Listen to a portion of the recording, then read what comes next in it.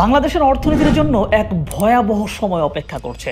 সময় মতো এটা ট্যাকেল করতে না পারলে দেশে অর্থনৈতিক ক্রাইসিস থেকে জন্ম নিতে পারে এক নতুন গণ আন্দোলনের, যেই আন্দোলনের সফলতায় গঠিত নতুন কোনো সরকারের পক্ষেও সেই সংকট মোকাবেলা করা সহজ হবে না। তবে এই অর্থনৈতিক মহাসংকটের ব্যাপারে কয়েক বছর আগেই কিছু ভিডিও বানিয়েছিলাম, কারণ এই সংকটের ভিত্তি রচনা হয়েছে দীর্ঘদিনের কিছু ভুল কৌশলের জন্য।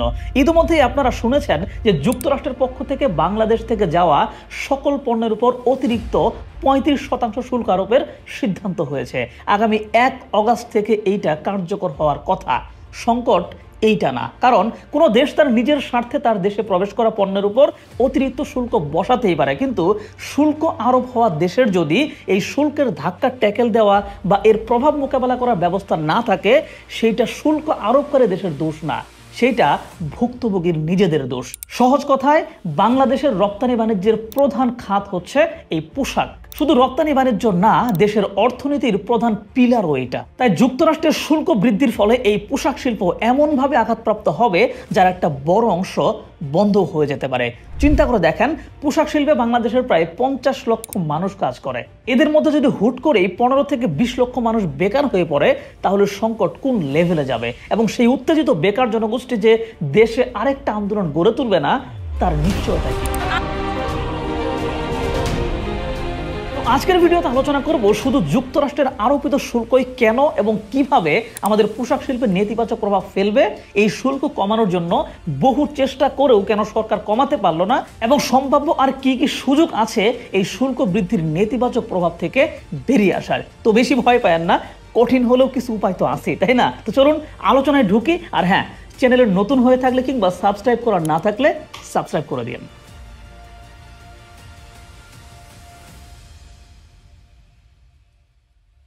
আজ থেকে কয়েক বছর আগের কথা, যখন আমার এই সেটআপটা ছিল না, তখন আমি আমার বিশ্ববিদ্যালয়ের হলের ছাদে দাঁড়িয়ে দাঁড়িয়ে ভিডিও বানাইতাম, এবং তখন 2 পর্বের একটা ভিডিও করেছিলাম ডাচ ডিজিজ নিয়ে। অর্থনীতিতে এটা এমন একটা টার্ম যার দ্বারা বোঝানো হয়, যদি এমন হয় যে একটা দেশের অর্থনীতি কোনো একটা নির্দিষ্ট সেক্টরের উপর সম্পূর্ণরূপে নির্ভরশীল, এবং হঠাৎ করে যদি এমন কিছু ঘটে যে ওই সেক্টরটাতে ধস নামলো, তখন ওই দেশের গোটা অর্থনীতি এক ভয়াবহ সংকটের মধ্যে পড়ে যায়। এরকম অর্থনৈতিক সংকটকে অর্থনীতিতে ডাচ ডিজিজ বলে।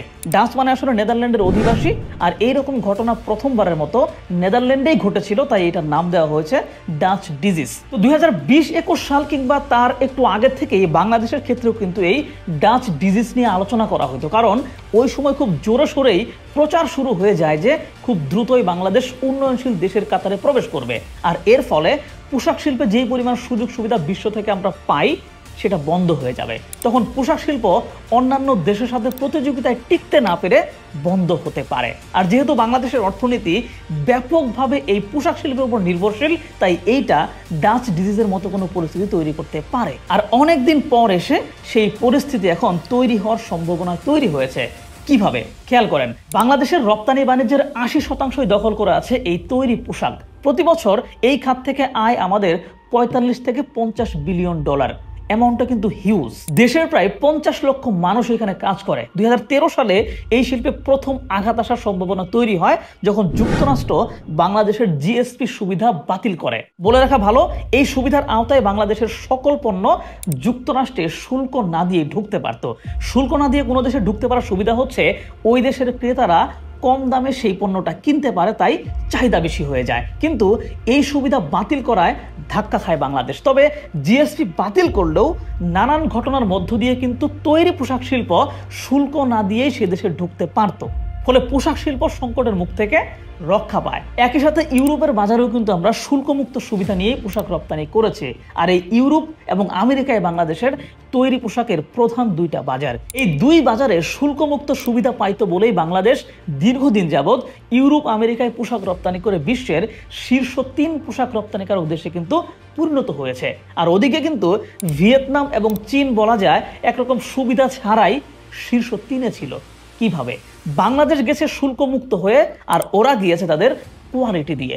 ভিয়েতনাম এবং চীনের পোশাকের মূল্য আমাদের পোশাকের চাইতে বেশি হওয়া সত্ত্বেও তারা আমাদের চাইতে বেশি পোশাক রপ্তানি করে যুক্তরাষ্ট্রে, কারণ তাদের পোশাকের কোয়ালিটি ভালো। এখন নিশ্চয়ই বুঝতে পারছেন, যদি কোনো কারণে ইউরোপ আমেরিকায় আমাদের পোশাকের দামটা বেড়ে যায়, তবে কোয়ালিটিতে পিছিয়ে থাকার কারণে তারা আমাদের পোশাক কিনবে না। এতদিন কিন্তু আসলে কম দামের কারণে। আর পোশাকের দাম কেমনে বাড়তে পারে? যদি ইউরোপ আমেরিকার সরকার আমাদের দেশের তৈরি পোশাকের উপর শুল্ক আরোপ করে। মনে করেন আপনার পোশাকের উৎপাদন খরচ হচ্ছে 100 টাকা, এই পোশাক আমেরিকার বাজারে প্রবেশ করানোর সময় আমেরিকার সরকার কোনো টাকা বা শুল্ক নিল না, তাহলে আপনি কিন্তু 20 টাকা লাভ করে এইটা 120 টাকায় বিক্রি করতে পারবেন।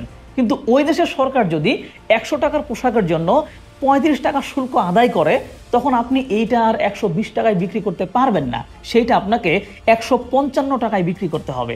কিন্তু 155 টাকায় তারা যদি অন্য দেশের ভালো কোয়ালিটির পোশাক পায়, তাহলে আপনারটা তারা কেন নেবে? আর সামনে এই ঘটনায় ঘটতে যাচ্ছে। ডোনাল্ড ট্রাম্প ঘোষণা দিয়েছেন যে যুক্তরাষ্ট্র বাংলাদেশের পণ্যে 35% অতিরিক্ত শুল্ক আরোপ করবে। এতে করে আমেরিকার বাজারে আমাদের পোশাকের দাম বেড়ে যাবে এবং সেখানে রপ্তানি করাটা মুশকিল হয়ে যাবে। এতটাও সমস্যা আসলে হইতো না। সমস্যা হচ্ছে এই কারণে যে যুক্তরাষ্ট্রে আমরা আমাদের মোট পোশাক রপ্তানির 20% করে থাকি, যা একক দেশ হিসেবে সর্বোচ্চ। টাকার হিসেবে যার পরিমাণ প্রায় $8 বিলিয়ন। যুক্তরাষ্ট্র যখন শুল্ক বাড়াবে, তার দেখা দেখি কিন্তু ইউরোপের কিছু দেশও এইটা বাড়াতে পারে। যদি নাও বাড়ায়, তখন যুক্তরাষ্ট্রের বাজারে যাওয়া $8 বিলিয়ন সমপরিমাণ পোশাক নিয়ে দেশের ব্যবসায়ীরা ইউরোপের বাজারে ছুটবেন। তখন ইউরোপের বাজারে পোশাকের যোগান বেড়ে যাবে, আর যোগান বেড়ে গেলে পোশাকের দাম কমে যাবে। মানে ঠিকঠাক লাভ করতে পারবে না আমাদের ব্যবসায়ীরা। এতে করে দেশের অনেক কারখানায় বন্ধ হয়ে যাবে। যদি ইউরোপের কিছু দেশও পরবর্তীতে এই শুল্ক বৃদ্ধি করে বা শুল্ক আরোপ করে, তবে কারখানা বন্ধের এই সংখ্যাটা আরো বৃদ্ধি পেতে পারে। আর বুঝতেই পারতেছেন যে বাংলাদেশের অর্থনীতির প্রধান স্তম্ভ পোশাক শিল্পে এই আঘাতটা আসলে দেশের অর্থনীতির কি অবস্থা হবে? খুবই ভয়াবহ অবস্থা হবে। তার মানে শুল্ক বৃদ্ধি আমাদের সংকট তৈরির পেছনে কারণ হিসেবে থাকলেও আসল কারণ হচ্ছে পোশাক শিল্পে আমরা কোনো দেশের জন্য অপরিহার্য হয়ে উঠতে পারিনি। মানে আমাদের পোশাক মানুষ কেনে জাস্ট কম দামের কারণে, ব্র্যান্ড ভ্যালু দেখে বা সুপার কোয়ালিটি দেখে না। কারণ সত্যি কথা বলতে বাংলাদেশ পোশাক শিল্পের জগতে কোনো প্রপার ব্র্যান্ড না।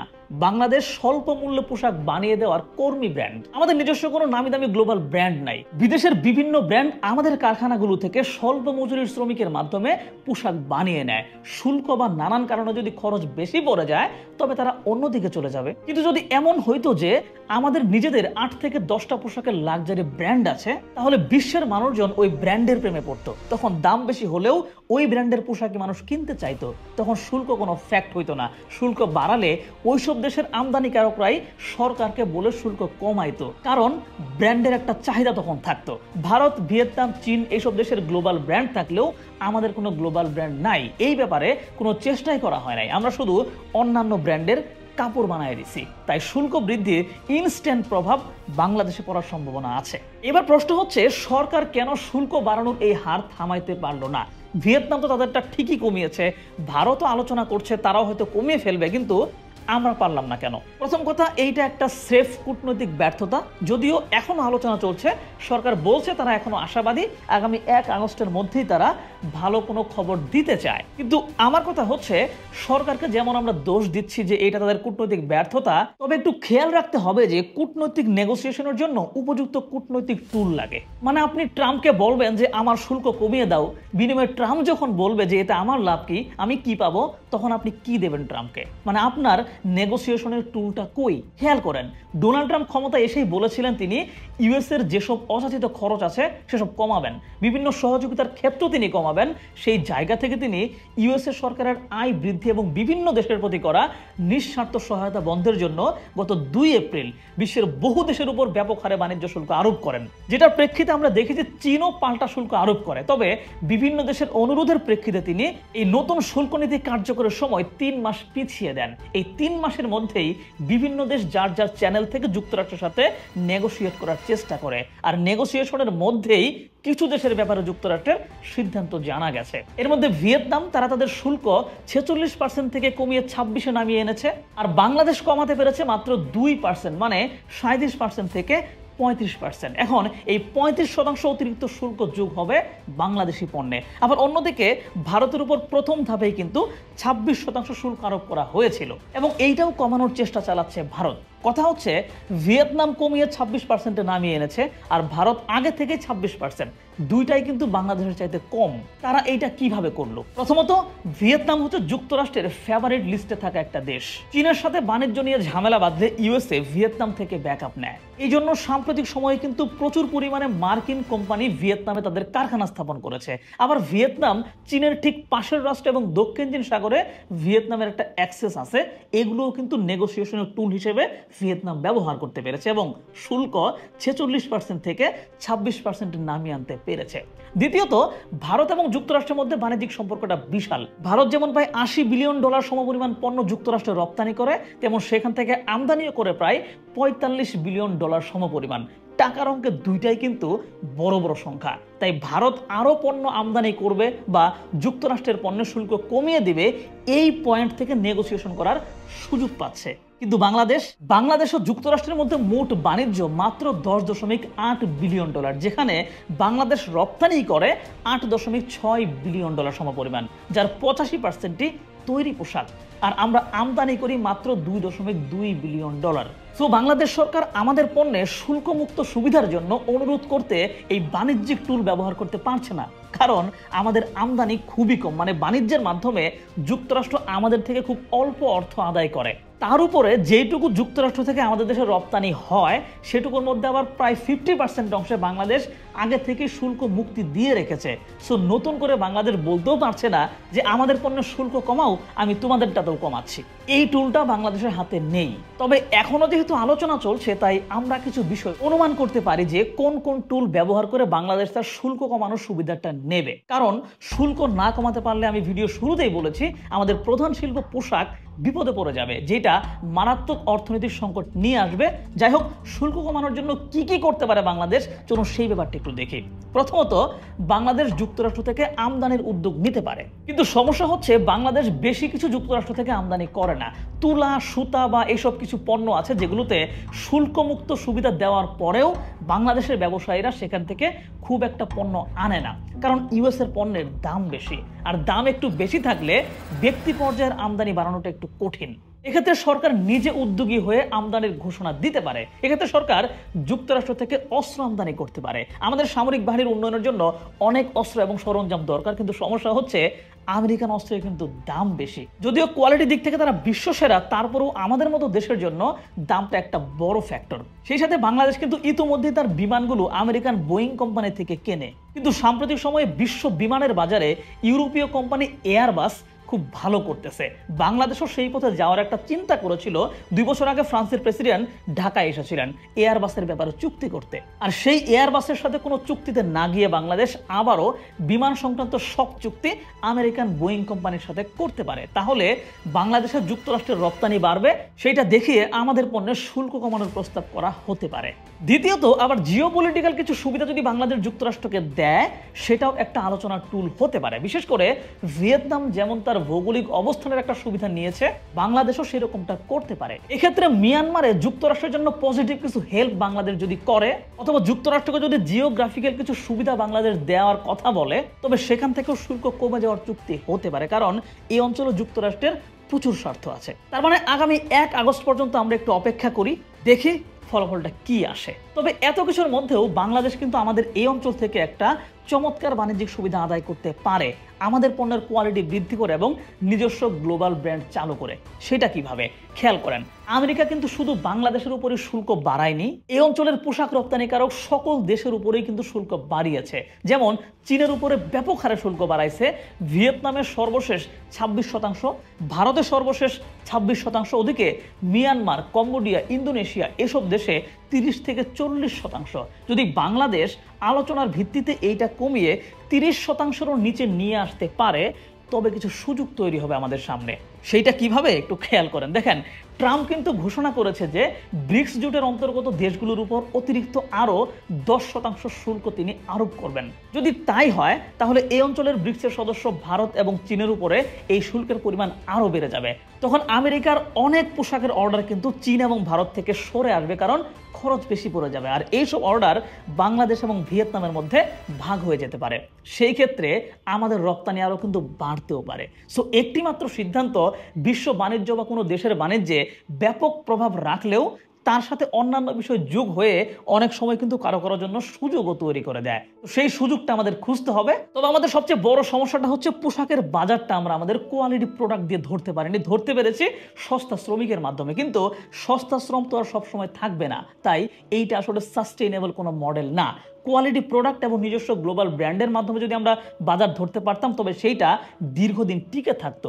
এই জায়গায় মালিক পক্ষ এবং সরকারের নজর দেওয়া দরকার। সেই সাথে সরকারের আরেকটা বিষয় নজর দেওয়া দরকার, তা হলো এমন কিছু করা যাতে এই পোশাক শিল্পের উপরই আমাদের সবকিছু নির্ভর না করে। এক্ষেত্রে অন্যান্য বিভিন্ন সম্ভাবনাময় শিল্পে গুরুত্ব দেওয়ার পাশাপাশি আমাদের আরেকটা খাত আছে যেখানে একটু নজর দিলেই তার আয় পোশাক শিল্পকেও ছাড়িয়ে যাবে, তা হলো রেমিটেন্স সংগ্রহ। বাংলাদেশের প্রায় 1.5 কোটি মানুষ বছরে প্রায় 25 থেকে 27 বিলিয়ন ডলার বৈদেশিক মুদ্রা দেশে নিয়ে আসে। সরকার যদি জনগণকে প্রশিক্ষণ দিয়ে বিভিন্ন দেশের সাথে কার্যকর যোগাযোগ স্থাপন করে আরও প্রায় 1.5 কোটি মানুষকে বিভিন্ন দেশে পাঠাতে পারে তবে প্রবাসী আয় আসবে আমাদের বছরে প্রায় 70 বিলিয়ন ডলার, যেই অর্থ দিয়ে দেশের অন্য অনেক কিছুই তখন দাঁড়িয়ে যাবে। তখন আমরা এক পোশাক শিল্পে আঘাত আসলে কি হবে কি হবে না এইসব ভেবে আর ভয় পাবো না। যেমন ভিয়েতনামের উপরও তো শুল্ক বৃদ্ধির চাপ আসছে, বাট ওরা ভয় পাচ্ছে না। কেন? কারণ দেখেন ওরা এক যুক্তরাষ্ট্রেই বছরে পোশাক রপ্তানি ছাড়াও প্রায় 100 বিলিয়ন মার্কিন ডলারের পণ্য রপ্তানি করে, আর পোশাক রপ্তানি করেছে মাত্র 19 থেকে 20 বিলিয়ন ডলার। তার মানে ভিয়েতনামের কিন্তু পোশাক শিল্প ছাড়াও আরো অনেক কিছু আছে।